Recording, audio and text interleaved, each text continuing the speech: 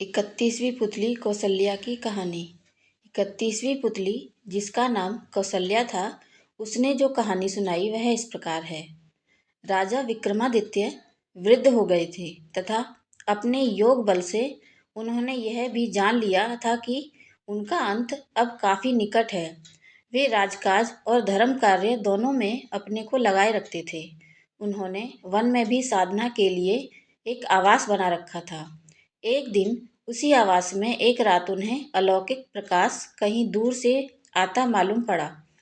उन्होंने गौर से देखा तो पता चला कि सारा प्रकाश सामने वाली पहाड़ियों से आ रहा है। इस प्रकाश के बीच उन्हें एक दमकता हुआ सुंदर भवन दिखाई पड़ा। उनके मन में भवन देखने की जिज्ञासा हुई और उन्होंने काली द्वारा प्रदत्त दोनों वेतालों का स्मरण किया। उनके आदेश पर बेताल उन्हें पहाड़ी पर ले आए और उन्होंने बोले कि वे इसके आगे नहीं जा सकते। कारण पूछने पर उन्होंने बताया कि उस भवन के चारों ओर एक योगी ने तंत्र का घेरा डाल रखा है तथा उस भवन में उसका निवास है। उन घेरों के भीतर वही प्रवेश कर सकता है जिसका पुण्य उस योगी से अधिक हो। विक्रम ने सच जानकर भवन की ओर कदम बढ़ा दिया। वे देखना चाहते थे कि उनका पुण्य उस योगी से अधिक है या नहीं। चलते चलते वे भवन के प्रवेश द्वार तक आ गए। एकाएक कहीं से चलकर एक अग्निपिंड आया और उनके पास स्थिर हो गया। उसी समय भीतर से किसी की आज्ञा भरा स्वर सुनाई पड़ा। वह अग्निपिंड सरककर पीछे चला गया और प्रवेश द्वार साफ हो गया। विक्रम अंदर घुसे तो वही आवाज उनसे उनका परिचय पूछने लगी। उसने कहा कि सब कुछ साफ साफ बताया जाए, नहीं तो वह आने वाले को श्राप से भस्म कर देगा। विक्रम तब तक कक्ष में पहुंच चुके थे और उन्होंने देखा कि योगी उठ खड़ा हुआ। उन्होंने जब उसे बताया कि वे विक्रमादित्य हैं तो योगी ने अपने को भाग्यशाली बताया। उसने कहा कि विक्रमादित्य के दर्शन होंगे यह आशा उसे नहीं थी। योगी ने उनका खूब आदर सत्कार किया तथा विक्रम से कुछ मांगने को बोला। राजा विक्रमादित्य ने उससे तमाम सुविधाओं सहित वह भवन मांग लिया।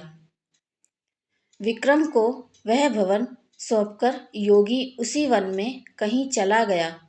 चलते चलते वह काफी दूर पहुंचा तो उसकी भेंट अपने गुरु से हुई। उसके गुरु ने उससे इस तरह भटकने का कारण जानना चाहा तो वह बोला कि भवन उसने राजा विक्रमादित्य को दान कर दिया है। उसके गुरु को हंसी आ गई। उसने कहा कि इस पृथ्वी के सर्वश्रेष्ठ दानवीर को वह क्या दान करेगा और उसने उसे विक्रमादित्य के पास जाकर ब्राह्मण रूप में अपना भवन फिर से मांग लेने को कहा। वह वेश बदलकर उस कुटिया में विक्रम से मिला जिसमें वे साधना करते थे। उसने रहने की जगह की याचना की।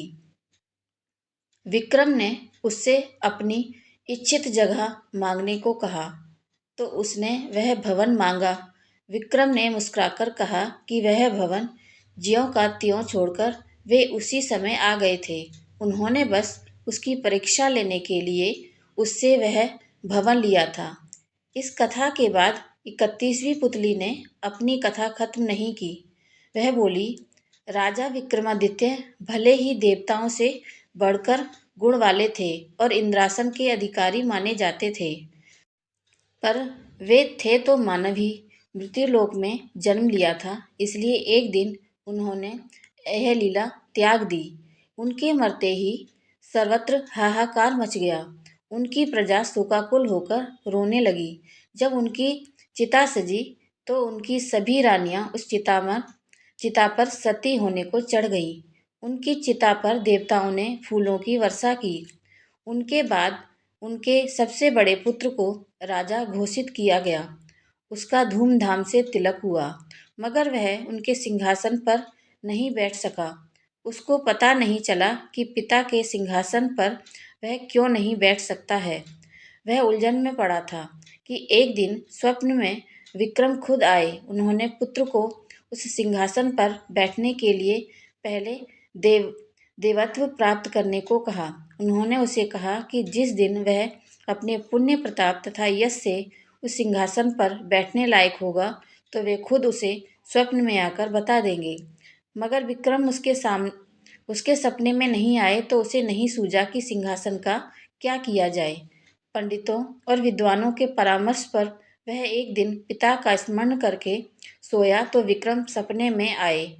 सपने में उन्होंने उससे उस सिंहासन को जमीन में गड़वा देने के लिए कहा तथा उसे उज्जैन छोड़कर अम्बावती में अपनी नई राजधानी बनाने की सलाह दी। उन्होंने कहा कि जब भी पृथ्वी पर सर्वगुण संपन्न कोई राजा कालांतर में पैदा होगा तो यह सिंहासन खुद ब खुद उसके अधिकार में चला जाएगा।